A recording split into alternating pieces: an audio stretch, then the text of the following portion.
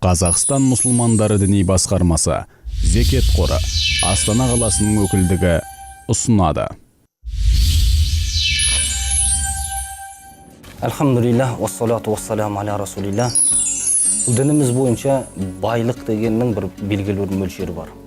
Жалпы алайық, дініміз адамдарды екі бөлікке бөледі. Біріншісі зекет беруші топ, бай адамдар, екіншісі зекет алушылар, бұлар кедейлер және міскіндер де бар қарай бөліп кете береді.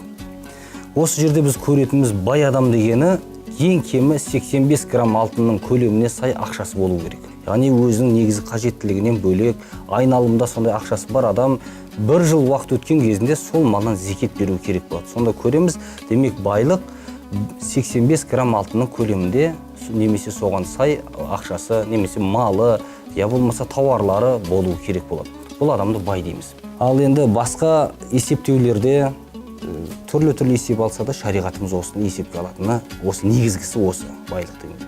Ал енді кедей адам мен міскін адам деген бар, бұны да біз ажырата білуіміз керек. Дініміз бойынша кедей адам деген айлығы бар, кірісі бар адамдар. Бірақ кірісі бірде жетеді, бірде жетпей қалады. Тура сондай көлемдегі жүрген адамдар кедей адам, оған зекет беріледі. Ал енді міскін деген ешқандай да кірісі жоқ, жер сипап отырған адамды міскін деп айтады екен. Демек шариғатымыз екіге бөлген болса, адамдарды бір топ байлар, бір топ кедейлерді екіге бөлсе, бұл бай адамдардың жаңағы зекеті болсын, садақасы болсын, мына жақтағының кедей адамдардың үкіміне кіретіндерін кез келгеніне де беріледі дейді. Сондықтан дініміз бай адам деген уақытта жоғарыда айта кеткеніміздей нисап мөлшеріне сай ақшасы бар болған адамның баршасын бай адам деп есептеген. Дініміз бойынша нисап мөлшері деген уақытта әрбір адамның жеке негізгі қажеттілігінен бөлек жаңағы 85 грамм алтынға сай ақшасы болу керек дедік. Біз зекетті есептеуіміз үшін нисап мөлшері мына нисапқа жетті деп айтуымыз үшін оның негізгі қажеттілігінен тыс болу керек бұның баршасы. Яғни айналымда өзі рахат өмір сүріп жатыр, үйінде бар барша мүмкіндігі, соған қосымша айналымда ақшасы бар адамдар болуы шарт қосылған. Мысалға дейік, көп адамдарымыз айлығы жақсы табыс болуы мүмкін. Ол табысы бірақ қанша есептесе де нисап мөлшеріне жетпейді. Сондықтан бұл адам бай адамның үкіміне кірмейді. Бізде кейде адамдарымыз қателесіп жатады осыны. Мен айлығымды алған кезде әр ай сайын мынанша ақшадан алып отырсам, сонда жылына мынанша кіріс кірген болады деп, сол есеппен алып жатқандығын көресіз. Бұл бірақ дұрыс емес. Негізгі қажеттіліктерді бір шетке қойып, содан бөлігін есептеу керек. Сонда ғана. Ал нисап мөлшері дегеніміз ислам дініміздің негізгі қойған есебі осы. Кемі 85 грамм алтынның көлемінде. Малмен болса, қой болатын болса, 40 қой көлемі болу керек. Біз мынаны айта кетейік. Бұл дініміз расына шынайылық діні.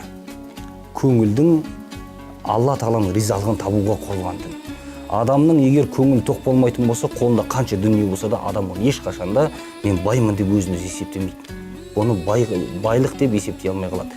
Сондықтан шариғатымыздың ең бірінші шарты адам бірінші көңіл тоқтығы болу керек, сосын қолында байлығын есептей алатын шамада болу керек.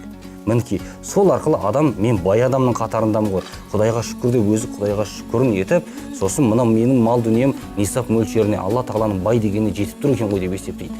Ал енді мұндай болмаған жағдайда көрсеңіз, үйінде 40-50 қойы бар адамның өзі мүмкіндік болса біреуден жаңағы қайыр сұрауға дайын болып тұрғандығын көресіз. Бұл көңілдің аштығы.